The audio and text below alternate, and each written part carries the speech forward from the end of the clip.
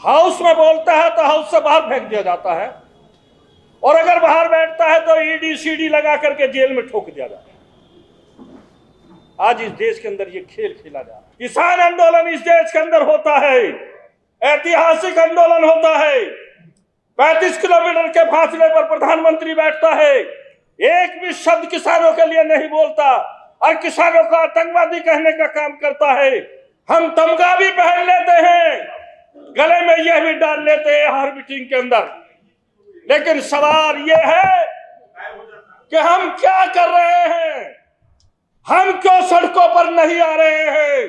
और उसको भी झूठा ठहराने के लिए तमाम इस देश का मीडिया, तमाम इस देश की वो फासिस्टवादी ताकतें मजबूती के साथ खड़ा होने का काम कर दी और कानून को धर्म भरम करके उन बच्चों को घसीट घसीट करके मारा गया। जिन बच्चों ने ये कहा जो हमारे देश की गौरव थी और हमारे देश के लिए स्वर्ण पदक जीत करके लाने का काम कर रही थी, उनको जिस तरीके से उनके साथ व्यवहार किया गया वो बहुत बड़ा शर्म का विषय है।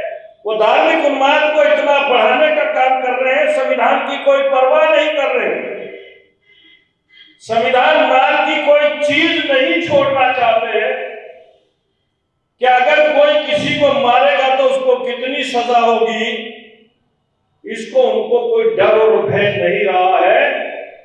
वो लोगों को, अपने विपक्षियों को उसी तरीके से रोकना चाहते हैं जैसे सलीम साहब ने हिटलर का नाम लेकर के कहने का काम।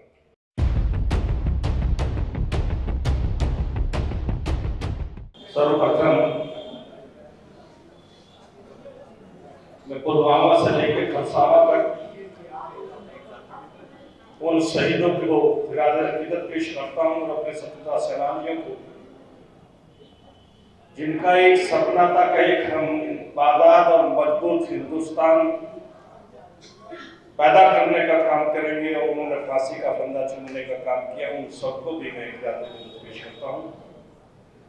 और यहाँ पर जो पैनल में साथी बैठे हुए हैं, अध्यक्षता कर रहे भाई हरिश्चंद्र द्विवेदी जी, क्योंकि रवि किशन जैन जी को आना था, नहीं आ पाए। हमारे बहुत ही पुराने साथी भाई हिले जी, श्याम कृष्ण जी जो सभागार अध्यक्ष हैं, और हमारे बहुत ही पुराने साथी भाई डॉक्टर श्रीलन साहब, बहुत दिनों के बाद उनसे मुलाकात हुई है, वो यहाँ पर तशरीफ फरमा है। उनके साथ भाई डॉक्टर प्रेम सिंह, मोहम्मद सलीम साहब कामरेड और बहन उमन जी भतीजी, और इस सभागार में 3 ऐसे भी मेरे साथी बैठे हुए हैं जो लोहिया रिसर्च फाउंडेशन के रूप में इन विचारों को पूरे देश के कोने कोने में ले जाकर के जो एक अभाव है और समाजवादियों के दिमाग में नहीं आ पाया,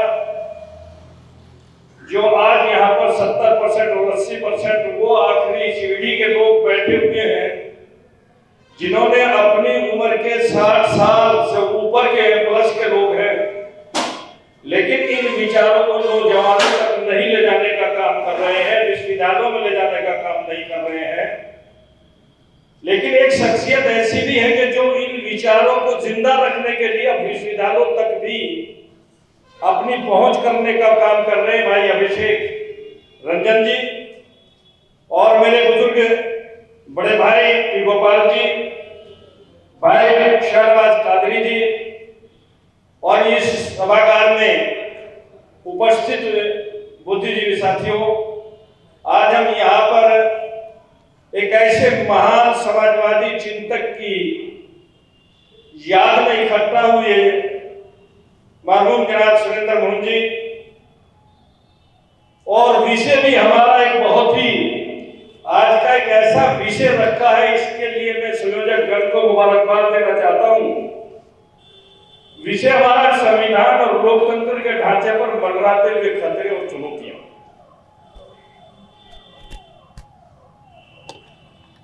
इसमें कोई शक शुबे की बात नहीं।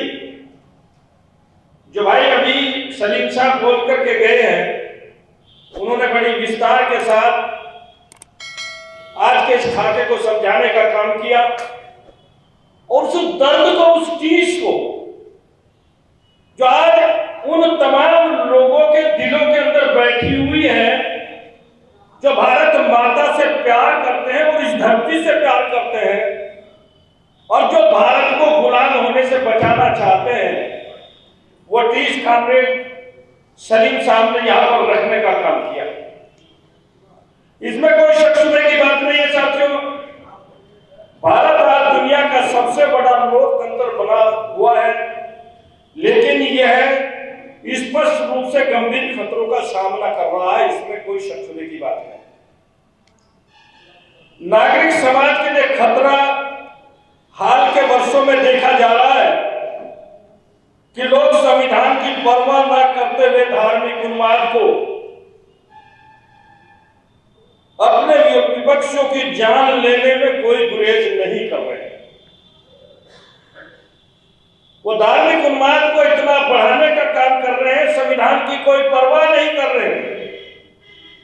संविधान नाम की कोई चीज नहीं छोड़ना चाहते हैं कि अगर कोई किसी को मारेगा तो उसको कितनी सजा होगी, इसको उनको कोई डर और भय नहीं रहा है। वो लोगों को, अपने विपक्षियों को उसी तरीके से रोकना चाहते हैं जैसे सलीम साहब ने हिटलर का नाम लेकर के कहने का काम। नई जनरेशन नहीं बन रही है कि जो इस देश के बारे में, इस देश की आजादी के बारे में, इस देश के उन रणबांकुरों के बारे में जान सके कि इस देश को यहां तक लाने में कितने लोगों ने कुर्बानियां दी। कालिक परिसरों के अंदर राजनीतिक चर्चाओं पर प्रतिबंध एक बहुत बड़ी चिंता का विषय है।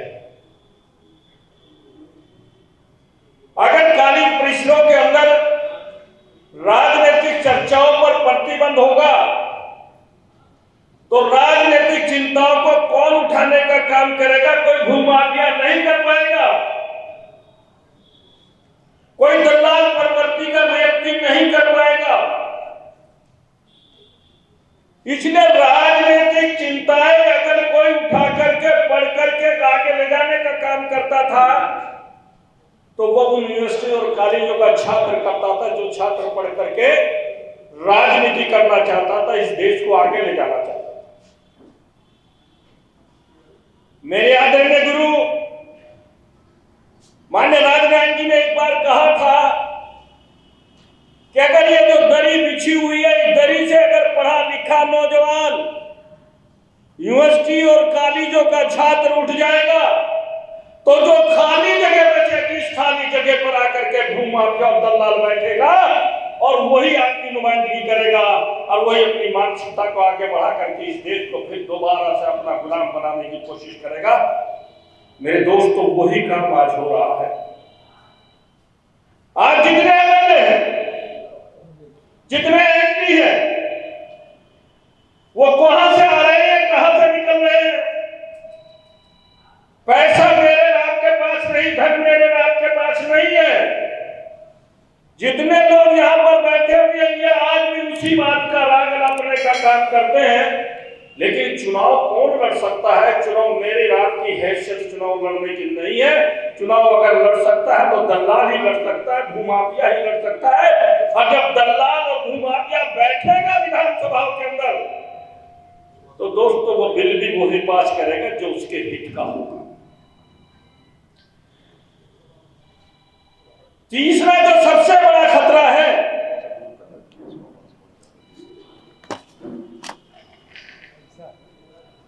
तीसरा जो सबसे बड़ा खतरा है यौन शोषण का। बड़ी बड़ी गद्दियों पर बैठने वाले लोग,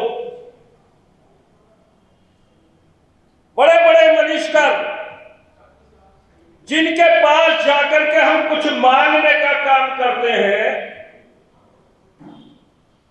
आज इस देश के अंदर जिस तरीके से मेरी मां की, बहन की, नौजवान खिलाड़ियों की बेइज्जती और जलालत हो रही है,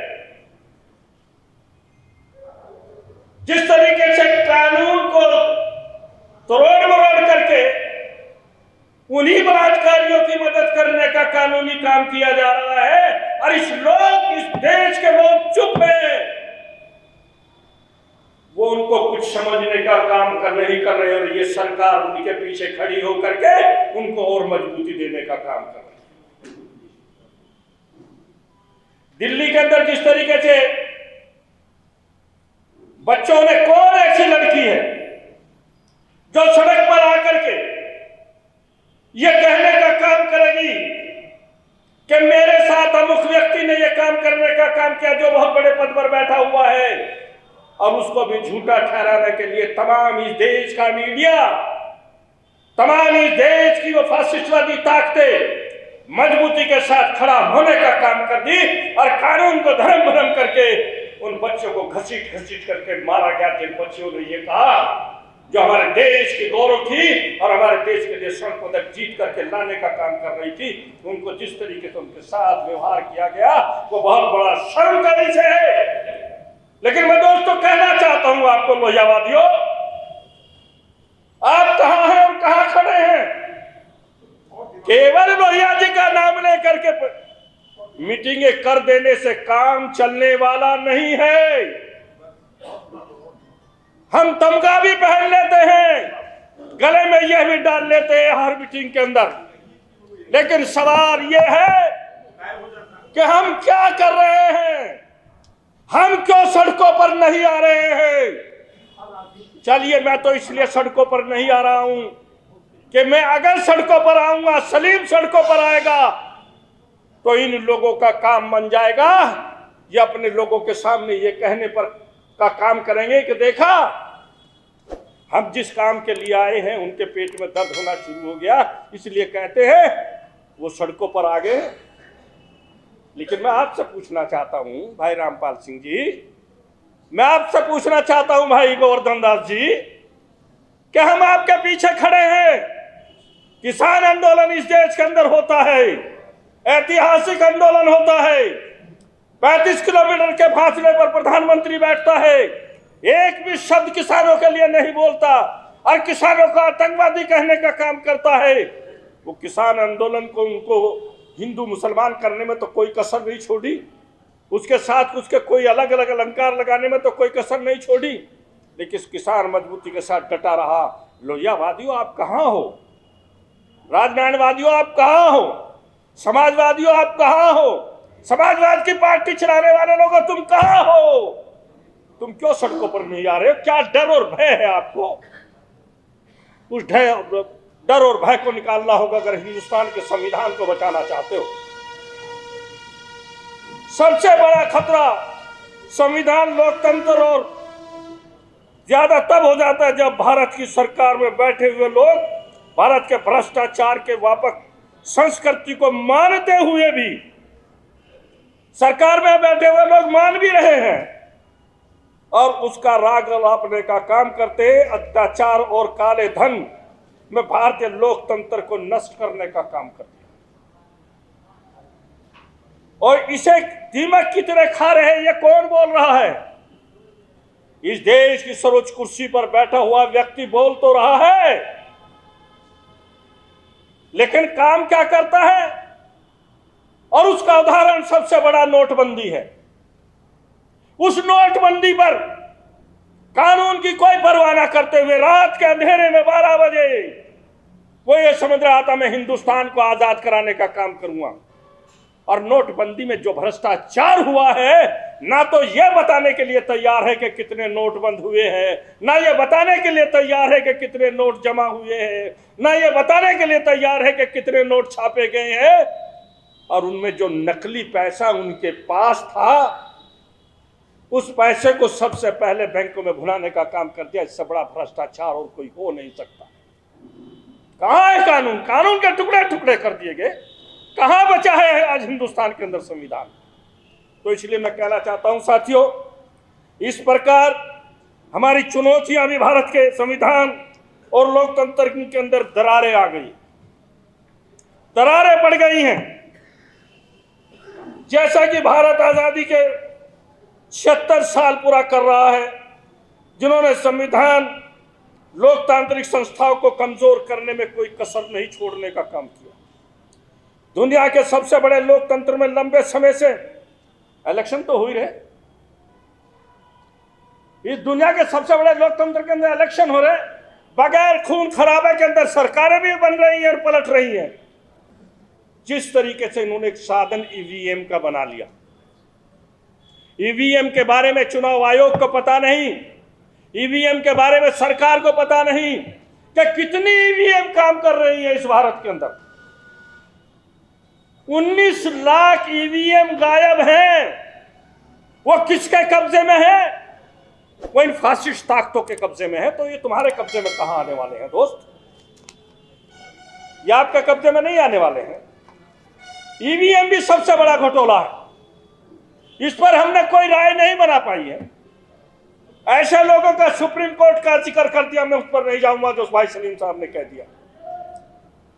मैं फिर आपसे कहना चाहता हूं साथियों, कानूनी संस्थाओं का दुरुपयोग सत्ता में बैठे हुए लोग बड़े पैमाने पर कर रहे, कानूनी तरीके विपक्षियों को डराने और धमकाने के लिए कर रहे। अगर कोई विपक्षी हाउस में बोलता है तो हाउस से बाहर फेंक दिया जाता है, और अगर बाहर बैठता है तो ईडी सीडी लगा करके जेल में ठोक दिया जाता है। आज इस देश के अंदर ये खेल खेला जा रहा है, और इस खेल को अगर रोकना चाहते हो दोस्तों तो इसका एक ही तरीका है, और वो तरीका आपका, मैं लोहिया जी को कोट करना चाहता हूं यहां। वो तरीका ऐसा नहीं कि हमारे बुजुर्गों ने नहीं बताया। डॉक्टर राम मनोहर लोहिया ने बहुत साफ शब्दों में बार बार दोहराने का काम किया। उन्होंने कहा था कि लोकतंत्र को जब के बाद अपनी बात और कथन को समाप्त करना चाहता हूं। उन्होंने कहा था कि लोकतंत्र में जब भी सड़कें सूनी हो जाती हैं वहां की सांसद आवारा हो जाती। आज सड़कें सूनी है, सांसद आवारा है। अगर सड़कों को गुले गुलजार आपने कर दिया तो संसद की आवारगी बंद हो जाएगी, ये मैं गारंटी के साथ कहना चाहता हूं। अगर संसद को आप दोबारा से फिर शिकंजे में कस करके देश के उन लोगों के लिए इस्तेमाल करना चाहते हो, देश का किसान, मजदूर, दस्तकार, बुनकर, देश का अगड़ा पिछड़ा दलित समाज आज करहा रहा है, रोजगार नहीं है। देश की संसद में बैठे हुए लोग पकौड़े तलने की बात करते हैं, संविधान की कोई परवाह नहीं करते। इसलिए दोस्तों मैं ज्यादा ना कहता हुआ फिर आपसे इतना ही कहना चाहता हूं लोहियाइस्टों कि आप अगर यही स्थिति आपकी रही तो मुझे ये शर्म आने लगेगी कि हम आपको अपने आप को समाजवादी कहें। हमें ये शर्म आने लगेगी कि हम लोहियाइस्ट हैं। हमें ये शर्म आने लगेगी कि हम कभी राजनारायण जी के पीछे लग करके अगर सड़क पर किसी बहन के साथ या किसी के साथ बदहुमती हो रही है तो हमने वहीं पर बैठ करके पलौती मार करके उस धरना देने का काम कर दिया, और हमने किसी की परवाह करने का काम नहीं। जब तक ये तुम्हारे खून में नई जनरेशन को नहीं बताने का काम करोगे कामरेडो, इस देश को गुलाम होने से आप नहीं बचा पाएंगे। ये मैं गारंटी के साथ इस बात को कहना चाहता हूं। संविधान तो सलीम भाई ने कह दिया 2024 के चुनाव के बाद संविधान की प्रतियां ढूंढते रहोगे, कोई आपको नहीं छूने वाला होगा इस बात को लेकर के कि तुम इस भैंस के मालिक हो या नहीं हो, इस गाय के मालिक हो या नहीं हो। जिसका डंडा होगा उसकी भैंस होगी, उसकी गाय होगी। जिसका डंडा होगा उसकी जमीन होगी, उसकी जायदाद होगी। जिसका डंडा होगा उसकी जमीन होगी, और जिसका डंडा है। अभी परसों का किस्सा सुना करके अपनी बात खत्म करना चाहता हूं। 100 साल से एक बस्ती लखनऊ के अंदर थी, 100 साल से बसी हुई बस्ती थी अकबरपुर में। अकबरपुर एक मोहल्ला है लखनऊ का, 1000 के करीब लोग वहां मकान बना करके 100 साल से रहते चले आए। इस बेईमान भ्रष्टाचारी और पाखंडी बाबा ने रात के 12 बजे मुनादी करा दी कि सब लोग अपने अपने मकान छोड़ करके चले जाओ, और सुबह 8 बजे बुलडोजर लगा करके उस बस्ती को नष्ट नाबूद करने का काम कर दिया। कोई ये बताने के लिए तैयार अधिकारी नहीं है कि किसका ऑर्डर है, किसका आपके कहने से इस बस्ती को आप बर्बाद किया है। टुटती रात में वो जवान बेटियां, वो बहनें जो अपने घरों में बैठी हुई थी, जिनकी शादियों का दहेज का सामान घरों के अंदर था, उठा उठा करके सबको फेंक देने का काम कर दिया और रिवर फ्रंट बनाने की वहां ऐलान करने का काम किया। साथियों, तो कहां कानून बचा है हिंदुस्तान के अंदर? इस कानून की, कौन से कानून की बात आप कर रहे हो? जुडिशरी के बारे में मैं नहीं जाना चाहता, जुडिशरी के बारे में बता दिया है। जुडिशरी भी उसी पर मोहर लगाती है जिसे सरकार चाहती है। जुडिशरी भी उन काम को लीगल बनाने का काम कर रही है जो सरकार इलीगल काम कर रही है। इसलिए मैं दोस्तों बड़ी निम्रता के साथ अपने समाजवादी साथियों से कहना चाहता हूं कि इन गोष्ठियों के माध्यम से कुछ नहीं होने वाला है। ऐलान करो, आओ सड़कों के ऊपर और इन बेईमान भ्रष्टाचारियों का मुकाबला करने का काम करो। जो बेईमान और भ्रष्टाचारी हमारी गलती के कारण, समाजवादियों की गलती के कारण आज सत्ता में बैठे हुए हैं। इनको सत्ता में बिठाने के लिए कोई किसी की गलती नहीं है। चाहे एचडी की सरकारें बनी हो, चाहे 77 की सरकार बनी हो, चाहे 89 की सरकार बनी हो, अरे भाई हमने ही तो उनको बिठाया है, हम ही तो उनके महिमा मंडन करने वाले लोग हैं। और मैं गारंटी से कहना चाहता हूं, कांग्रेसियों का नाम लिया है सलीम भाई ने, कांग्रेस के बस का इनको उठा करके फेंकना नहीं है। अगर कोई फेंक सकता है इनको तो वही दिल और गुर्दे का व्यक्ति फेंक सकता है जो वाकई में कामरेड है, वही फेंक सकता है जो वाकई में समाजवादी है। बहुत बहुत धन्यवाद। जय हिंद, जय भारत, जय समाजवाद। खुदा।